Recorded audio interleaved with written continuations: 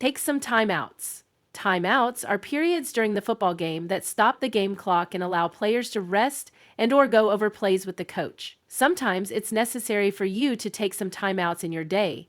These are best taken when you're feeling overwhelmed or when something is distracting you or when you simply need a break. A 5 to 15-minute timeout can help you to clear your mind and rejuvenate your energy. Take a quick walk. Take a short nap. Call a friend and release some of your stress. Enjoy a healthy snack. Do whatever is necessary for you to return to your task feeling refreshed. Done. You've just invested in yourself by depositing KASH, knowledge, attitude, skills, and habits into your leadership cash box.